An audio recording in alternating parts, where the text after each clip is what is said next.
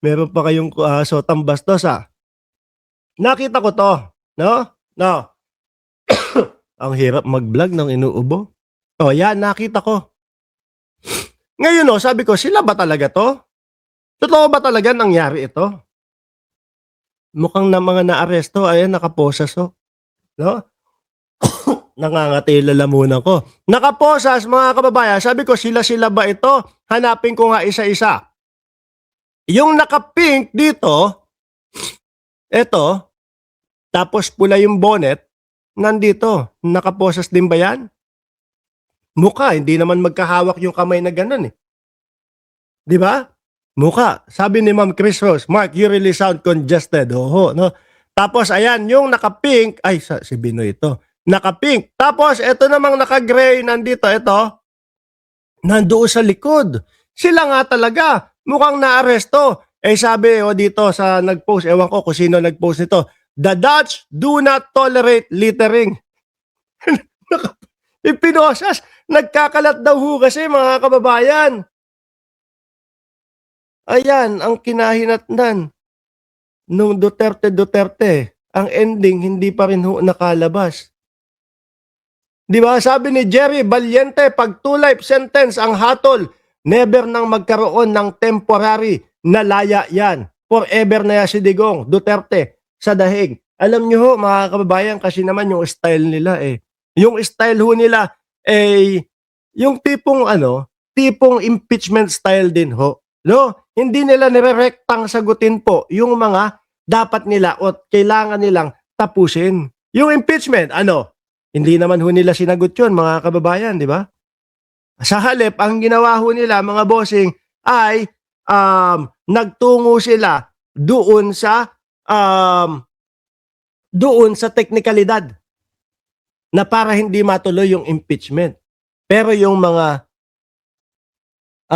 pangalan nun, yung mga Piatos, Mary Grace Piatos, yung mga Kokoy Villamin, yung mga pagbabanta sa buhay ni Pangulong Bongbong Marcos, asawa ng Pangulong Bongbong Marcos, at yung pinsan ni Pangulong Bongbong Marcos, wala, ni isa silang sinagot ho doon, mga kababayan. Ganon din po ang ginagawa dito kay dating Pangulong Duterte, mga bossing.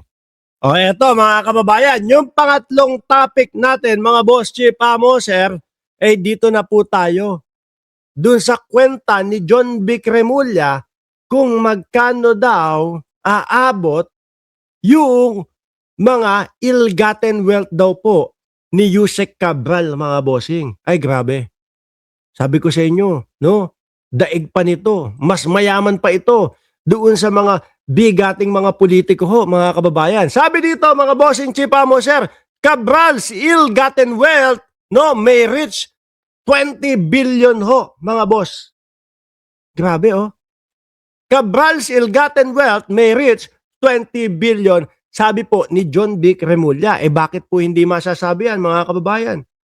Di ba, kada proyekto, si Cabral ang pumipirma. Sabi nga niya, di ba, meron siyang bakas ng kanyang mga daliri sa kada cookie jar na meron, mga bossing. Biruin mo, 20 billion ho, mga bossing. Magkano daw ang kabuuan na naiano ni Cabral, yung naipasa na meron siyang mga porsyento, ang sabi 400 billion pesos daw ho, mga bossing. Biruin mo, baka nga yung 20 billion na ho yan, mga boss. Maliit pa ho yan. Ilang porsyento lang ho yan. Kung 10% ng 400 billion o 10% ng 100 billion, 10 billion. 400 yun, apat, mga 40 billion. Hindi lang po yata 10%. Baka kaya hindi makitaan ng bakas ng kalungkutan yung kanyang mister. Ano po? Kasi diyan nagsimula, mga boss chief sir, doon sa mister ni Cabral, diyan po nagsimula, mga kababayan, yung hinala ng mamamayang Pilipino na buhay pa si Cabral, mga bossing. Di ba? Dahil po doon sa ayaw niya na ipa-autopsiya yung bangkay ni Yusek Cabral. Pero anyway basahin muna natin itong balita. Manila, Philippines, former Public Works Undersecretary Maria Catalina Cabral may have amassed amassed 20 billion in ill-gotten wealth from anomalous flood control and other infrastructure project. Interior Secretary John B. Cremulya said yesterday, mga kababayan.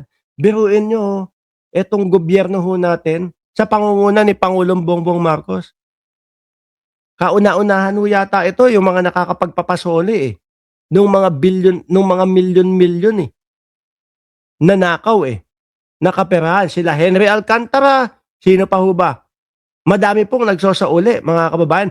Pero doon sa administrasyon ng dating Pangulong Duterte, ni isa walang napakulong o ni isa wala man lang napagsoli mga kababayan. Tapos ang sabi ng mga DDS, hindi daw sila masaya sa pamumuno ni Pangulong Bongbong Marcos. Di ba? Remulla based his assessment on Cabral's stint as Undersecretary for Planning in Department of Public Works and Highway, DPWH, for nearly a decade, which makes her a key figure in the flood control scandal. My personal opinion, if she has been there for the last 8 or 9 years, I would say 20 billion. Yan lang yun. Pero yung mga nauna pa, di ba? Yung mga naunang mga mga kababayan, pamamalagi ni Cabral. Kasi ilang taon na daw siya dyan Ilang taon na. Bernardo was in operation if you wanted it inserted in the NEP. According to the Discaya's testimony, that's what happened. The budget courses through Cabral. Lahat dumadaan sa kanya. Sabi ni Ma'am Neng Gigi dito, nagka-anxiety, na-depress si Cabral dahil sa issue ng flood control. Pero nung nagnanakaw siya, napakalaking pera. Wala siyang takot na nararamdaman dati. Ako hindi ako naniniwala doon sa sinasabing, ayaan mga ano na yan. Yung tipo bang nakonsensya na yung mga yan. Naku, hindi ako naniniwala doon. Bakit to? Kung hindi yan mga nahuli, kung hindi yan mga nabuko, mga bossing, panigurado po ako. Tuloy-tuloy lang po. Yung mga ginagawang mga pagnanakaw sa bayan, di umano. Di ba? Sabi ni Summer Gabin, kunwari, galit sila sa mga gumagamit para pantakip nila sa Pogo at pangungurakot. Sabi, Merry Christmas daw, Sir Mark, watching from Japan. Sabi ni Ma'am Eva Narita. Di rin ako naniniwala na nakonsensya sila. I think her shoes were separated or separate from the body, that she really removed her shoes before jumping. So it shows that psychological pattern of a jump, suicide.